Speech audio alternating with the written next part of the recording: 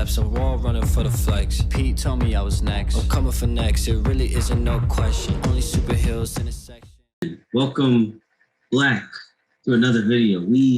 As you can see, we all got on the same attire today. There's a reason for that, because something historically happened last week. Something tragically, dramatic.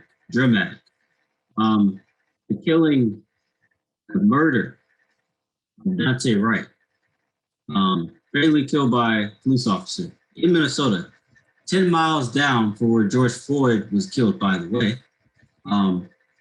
So yeah, we definitely gonna talk about that today. I promise we're gonna get back to the what if series, but like I said in our previous videos, when there's relevant issues that are relevant to us, we're not just gonna ignore it. We're gonna talk about it. So, but before we get into any of the topics, or this topic in particular, how's everybody good? Everybody doing well? How's everybody feeling? Everybody feeling good?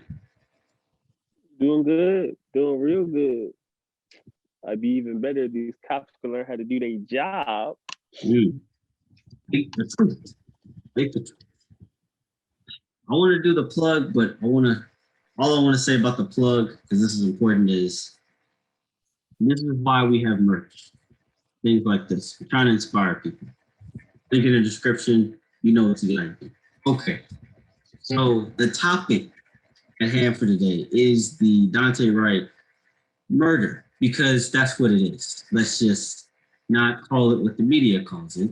And let's not call it, what is they try to sugarcoat everything. It's just, he should have just done with why didn't he just obey the officer's order? Well, little Black history fact, our record is not good when it comes to police officers. So our natural instinct is to be extra anxious, to be extra, have a little more adrenaline, just in case. Like, we literally can't even twitch. If we do that, like, that could trigger something, no pun intended, but that could trigger something, right? And it's a shame that we have to live this reality. And it's not just Black men anymore. See, in the 90s, it was just young Black men. Now it's like everybody, Black men, women, and children. And this killing was, what always irks me is that they're always grimy. They are always, it's never like, oh, they did this, so the victim did this and the officer did. So it's always, the officer was just straight up grimy. Like, it was, watching that video is always grimy. They're all grimy, but like, it never sits well. It's not even that the officer is grimy, it's that they woke up that morning and they decided that maybe not they're gonna kill somebody, but they woke up as a cop. I'm not gonna say they woke up, but if they wake up with a bad attitude, whoever they have to pull over is getting that attitude. Whatever that wrath, that anger, whatever they're feeling, is going on the victim. So for Daunte Wright, that cop, she clearly had to have known that was her pistol. You cannot tell me you don't. Harrison, go ahead. Go ahead, Harrison. Go ahead, because I'm about to go in. She is a 20+. All right, from what I heard, she is a 20-year vet. You telling me she don't know the difference between a pistol? The best part about that is that if you watch the video, you'll see that she had her gun drawn for at least 7 to 10 seconds before she fired. So you're telling me in those 7 to 10 seconds you didn't realize that it was a bright yellow taser to your body? Like, come on now. It's bright yellow for a reason. You didn't see that it's not bright yellow in my head. It's clearly black. Like, come on now. You 26-year vet. You can't make that mistake. And then the sheriff was like, yeah, we're just going to let her resign. No, she can't resign at that point. You have to go through whatever process they have to put you through. No, don't resign. You suffer the consequences if you kill somebody. Exactly. It's like the both of you just said it. Murder, you killed him. How do you not know the difference? You are experienced. We need to start coming up with excuses for these people. Like, if we're going to hold them, if these people are to protect and serve the city, then we need to hold them to that accountability. You need to stop. This isn't playground time where little Timmy accidentally kicks or trips Sarah on the swing set. This isn't. No, this is real life. This is a position of power, essentially. So it's yeah. Listen, hey, let me just, for those of you who do not know, a taser goes in one direction. There is no like pistol, or it's just the taser. Like it's just one solid thing. A pistol, a gun, goes up and then out. And then on top of that, a gun Actually, or should have a safety. It should have a safety. So she was able to remove the safety and then pull the trigger.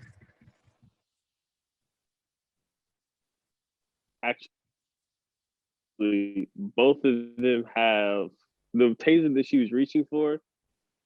It has a similar shape as a pistol, but it's complete. It's almost like holding a Nerf gun. So for one, the pistol is a lot heavier. The taser is a totally different color. Like the only reason she said taser, taser, taser is because if you're in the heat of a moment and you hear the taser, the pop can sound like a gunshot. Only thing is, she had to have realized adrenaline pumping through her veins or not. For one, the dude was just trying to get back in his car. The dude had his kid in the back seat and is around absolutely no one. That is rule number one that black kids are usually taught with when it comes down to police and getting pulled over. If you can pull over and if you can get to a neighborhood or somewhere where there are people, go to it. If you have to explain to the police officer, it's easier to explain to the police officer that, hey, I just feel safer pulling over in this neighborhood than it is to say, than it is to just get killed and no one will be able to see it. That's all he was trying to do, was trying to get to another neighbor, trying to get somewhere where there was people. There's no people over there. Like, and he's just trying to get in the car like, oh, there's outstanding warrants for his arrest. Okay, if there are outstanding warrants for his arrest, you do the exact same thing you do to white people. You go to their home. You don't, like, if you can pull them over, all right, cool. At that point in time, there's no reason for traffic stops like that for the person just trying to get away to turn deadly. Ever. Unless it's like they try to get away and they crash the car. That's the only reason I can see it turning deadly. But for the officer to fire her weapon because she realized that it was her taser, you're just gonna get the whole wrath of the black community at this point, because we tired of this. Like we didn't fight for so long to gain rights, to become equal, for us to just be killed off one at a time. They lucky Malcolm X is not alive today. Yo, if X was alive today, not since I was young, come on, Gen Z, get together. Malcolm X. If X was alive today, bro, I really think he'd be a force to be reckoned with. Like him and the Black Panther part, which I mean they're still alive, but I'm saying like we talked about this another day. Like they were like the same supreme power. You know what I'm saying? Like, oh my gosh. And then Martin Luther King just the real Black Avengers right there. Only thing with it is, I can see for a lot of the white people who are going to say, well, Malcolm X was too violent. You have to realize the time period. Malcolm X did what he did because asking politely wasn't working. We kept saying, in the words of Tupac, I get some food. Second gonna be just a little bit more urgency and be like, hey dude, I'm hungry. I need, hey man, I'm kind of hungry. I see you throwing out that food. Can I get some? And then eventually we gonna turn it to, hey man, open up the door. And it's just gonna keep progressively getting to a point that we're gonna break down that door. And when we break down that door, you look at us like we did something wrong. But but the whole entire time, if you would have just answered to our cry and respected us, we wouldn't be where we are today. Black people they're not respected. Whether it's Black men, whether it's Black women, Black children, like none of them are respected. Unless you, the words of who is it? Is it J. Cole? No, it's Hobson. In the words of Hobson, unless you're fighting, rapping, or playing basketball, or even J. Cole, unless you rap, no, unless you play ball or you fiddle with mics, no, they don't care. Like, unless you're a celebrity, you're not talked about. Your life isn't regarded by authorities or anyone in a higher position. Because why would they respect you? You're just here because we brought you here. Yeah, you're right. You're absolutely right. Let me talk about that. Just for a second.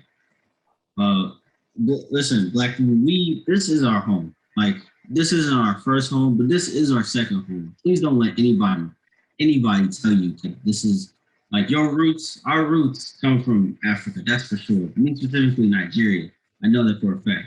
But all of our roots come from some part of Africa, the continent of Africa. So that's our roots. But please understand that America is our second home, no matter how messed up or how nationalized whitely it is. This is our second home. Like, don't ever let anybody tell you that you don't belong. You belong here on this planet. Now, when ownership, land, yes, you gotta, respect these properties. But this land being here, being present as a human being here on Earth, you belong here. Like, every ounce, every crevice, you belong here. Please understand that.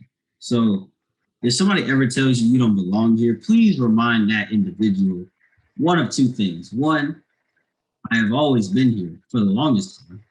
And two, or three things. Two, my ancestors built this country, so we deserve to be here. And three, let's check your background history, because last time I checked, your background history doesn't speak too fondly of itself. In fact, at least my ancestors weren't thieves, invaders. I think Bree said it best. Thieves stole. That's a catchphrase. That's a catchphrase. This is just as much our country as it is theirs. Exactly. It's like, who are you to say? You broke into my house. Technically, if you broke into my house and now you're asking me to leave, what's the audacity? The audacity. It's not even audacity. It's just they want to keep us down the same way they had us down the entire time. Because since we were already put down, we were brought here on ships. They were just like, well, let's see how long we can keep them down. And then when we start fighting back, it's a problem, because that's why we're labeled as ghetto, because we are fighting back. They don't like that. They want, like, notice that rappers, let's say rappers, right? No parents truly have a problem with their kid listening to J. Cole. No one. Because you listen to J. Cole and it's like, all right, cool, you're listening to J. Cole, I'll listen to that. Like, parents will listen to that song and be like, oh, I can see the story. But the second they're like, all right, I want to venture out, I'm gonna go listen to Lil Baby. Parents hear that, they're like, oh, I don't like that. Because he's no longer telling a story of, I came and I grew up, I was a little poor, but we made it through, but then I put my family on, I put a couple of my friends on, and I'm building the label. But then there's Little Baby, and he's like, oh yeah, I robbed people, I shot people, I dealt drugs, and now I'm here. Like, parents don't want to hear that, because it's ghetto, because that's the life that they grew up, that's the life that they live. Once we start explaining the poorer side of where we lived, they don't want to hear that, because they don't want to hear about the ghettos that they put us in. They don't want to talk about that. They don't want to hear about it, because why do I want to hear about what I put you through? Why do I want to hear about the neighborhood that I put you in? Why hear about that when I can just completely avoid it in the first place? That's why I don't mention slavery a lot in history class, because every Black person gets stares from other white classmates.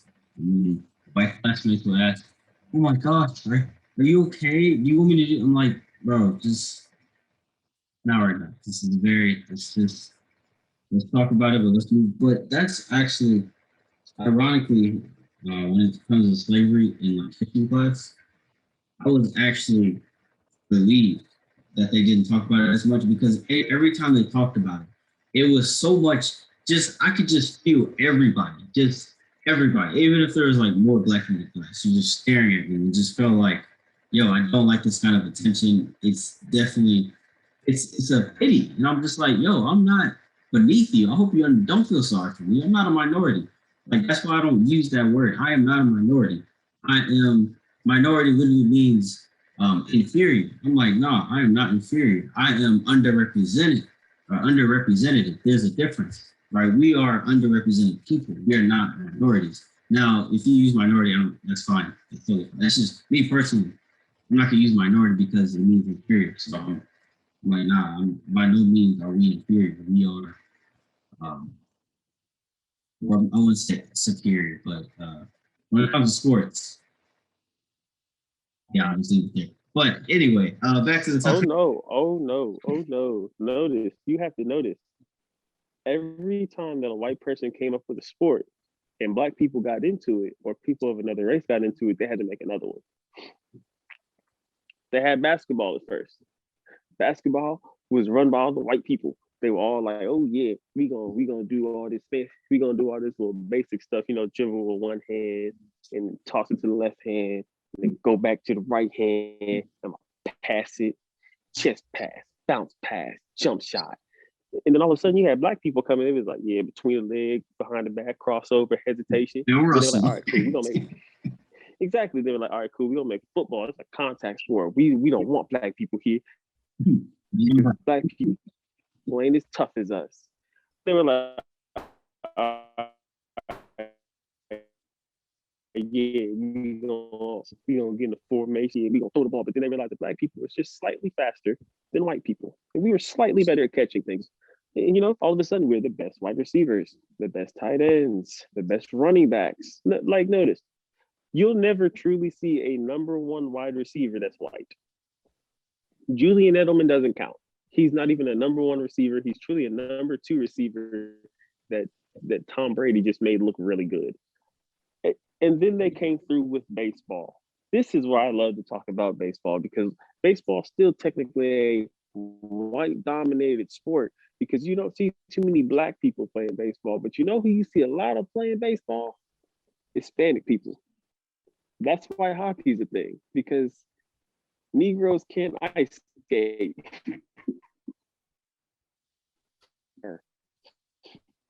They out there, they making their millions. But you got to realize that baseball, they came through like, it's America's pastime. And Jackie Robinson pulled out. Once Jackie Robinson infiltrated, then they were like, well, kick him out the league, and ain't gonna be too many of them. Then all of a sudden, black people are like, I don't have the skill to hit that ball coming at me 99 miles an hour. Then the Hispanic people were like, oh, hey, that's easy. Just started hitting them. Like if you go through and you go down a lot of the rosters on MLB teams, you're going to see a lot of people from Puerto Rico or the Dominican Republic. Right. And it's the best of the best people who are from the Dominican Republic and from Puerto Rico, except the pitchers. The best pitchers are usually white and from America. But the best everything else is either Hispanic or black. Because we're athletically superior. We're not in hockey yet. We'll get to hockey eventually, but we'll let them keep hockey, I guess. Yeah, they can keep hockey. I don't watch that to begin with. Go ahead, Harrison. I want to bring. All right, there's one specific scenario that I want to bring up. Jesse Owens in the 1930s. Jesse Owens in the. Ooh, that was the Olympics. They went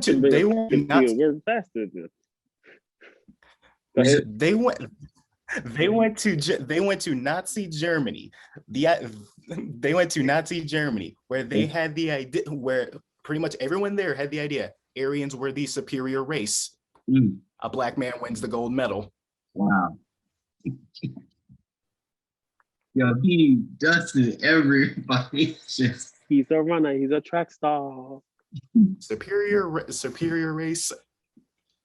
Sure. Like, he made them look stupid, bro. I think it was Yeah, Hitler was like there, one of them, and Hitler was like, yeah, well, however he talked. I don't know how Hitler talked. I'm not gonna do it because it's just.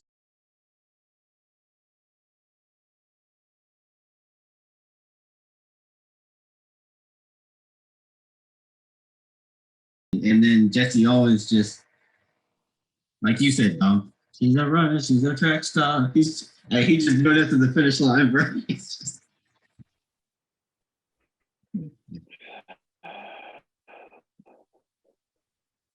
Raheem, are you really doing the dance, bro? You really did the dance, bro? Oh, I'm running. No, bro. I had to do that. I had to do But like, that's how it is, bro. White people, every sport that white people create, people who have melanin in their skin get in it. We just do it better. I don't know what you want me to tell you. Like, people, and I had a conversation with a couple people about this topic. They were like, well, Steve Nash is regarded as one of the best point guards in the league, and the best street baller is the professor. Correction. Steve Nash is regarded as one of the best point guards, but you have to realize that Steve Nash was the best passer. The scorer, he's a great facilitator. He's just a really great passer. The best white point guards in the league were great passers. But then black people like Kyrie Irving come in and we can pass and we can shoot and we'll just take you off the dribble or break your ankle. I mean, like what? And then for the one person who told me that Steph Curry was white, I want you to Google his actual name. I want you to go Google Wardell Curry. You'll find out that Steph Curry is out. He's mixed, my guy. His father was in the NBA. His father is definitely black. Definitely black. But the one thing that the white people do have, they have that aim. That's why the majority of the quarterbacks is white. Then because black people got slight anger issues, and if you hit me the wrong way, I'm definitely taking my helmet off and swinging at you. No cap.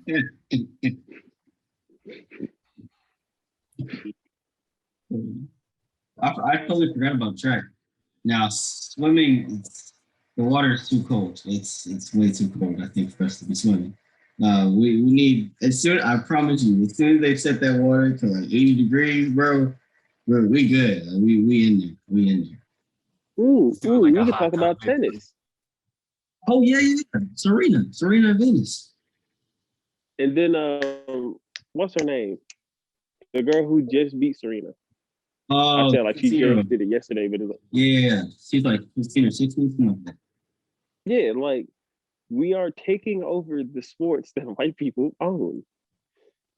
And white people, you don't own soccer. So you can go ahead and give it up because the MLS, the Major League Soccer, it's not even white people in there. It's Mexicans again. It's Hispanic people again.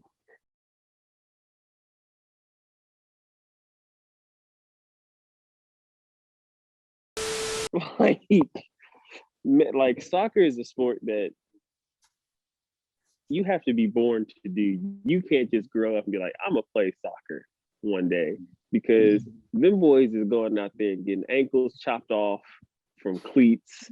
They over here faking injuries. Hey, yo, low key, this is off topic. This is really so off topic. But low key, sometimes soccer, breaking ankles in soccer is worse than basketball. Like I've seen some like soccer. I was like, yo, he took his. Oh, and then you have to when you get crossed up in basketball, that's like 3 seconds to recover. If you get crossed up in soccer, the opponent is already halfway down the field. You have to watch him go all the way, or her go all the way down the field, and just now you're crying inside because you got crossed up on national TV, probably international TV. You just that's a terrible way to go out. I don't know, because you get crossed up in basketball the right way, you end up on the floor, and all of a sudden Kyrie Irving is looking at you from the 3-point line, or James Harden is looking at you from the 3-point line, and then they shoot it and they make it, and the whole crowd goes crazy. That's kind of disrespectful at that point. Yeah, I think it was good that we got off topic, because it seems like we get back on topic. It's always the same old, same old. But there's one thing that proves what? There's one good thing about being Black right now, that we have really proved that we're to be feared, right? And it's the fact that where is it at? Go ahead and pull it up. I want to see the champions as of right now. 1, We about to pull them. 2, 3, 4 out of 7 of the UFC champions are Black. Ooh, that's a good point. We have the bantamweight champion, the welterweight champion, the middleweight champion, and the heavyweight champion, all of which are Black. Is it These white people couldn't beat us. They is it one of them Israel Adesanya? He's Nigerian, I think. Huh? Is it one of them Israel Adesanya? Yes, he is. Him and Kamaru Yep. Usman. Yeah. Kamaru Usman is the welterweight champ, and both of them are Nigerian. In that similar vein, all right. Well, folks talking about the greatest boxers of all time, white dudes can only bring up one person, Rocky Marciano. He's the only person that they can bring up. Black people, Ali, Mike Tyson, George Foreman, Sugar Ray Leonard. Yeah, Mayweather. Yeah, Rocky was that's the only one. Nah. I'll tell you exactly what they're gonna do now. They're gonna be like, bro, if Jake Paul was in that era with them, he'd have knocked all of them out. Would no one have stood a chance against Jake Paul, bro? You know what? Even though KSI beat him twice. You know what? Jake Paul can try George Foreman in his prime. He can try him. I would love to see how fast he get knocked out. I'm gonna tell you right now, Foreman. Jake Paul is basically already about to go ahead and fight Tyron Woodley, and I guarantee you, Tyron Woodley. George Foreman. Yes, George Foreman. Raheem. That man would get turned to dust. Like, yo, George, You're getting knocked out. For sure. You're literally gonna be on the grill. Like, he's gonna put you in the grill. Like, for sure. George Foreman turned him to dust. Mike Tyson turned him to dust. Muhammad Ali outbox him in every single scenario. You can kill, but Mike Floyd Tyson. Mayweather. Mayweather outbox him easily. Yes. Not even outboxer. Floyd Mayweather is just gonna dance around the ring, and then all of a sudden you're just gonna see Floyd Mayweather throw like 26 punches, all of them to his chin, and then you're not gonna know what just happened, except you're just gonna see Jake Paul gracefully fall to the ground. He's gonna be like, all I know is this man was doing the Mayweather shoulder, and then all of a sudden he was on the floor. That's all I know, bro. Jake Paul is that. That is 5 boxers that I can name off the top of my head, like 5 black boxers that I can name off the top of my head that could be considered the greatest of all time. And I could only name one white boxer that they would bring up. Mhm.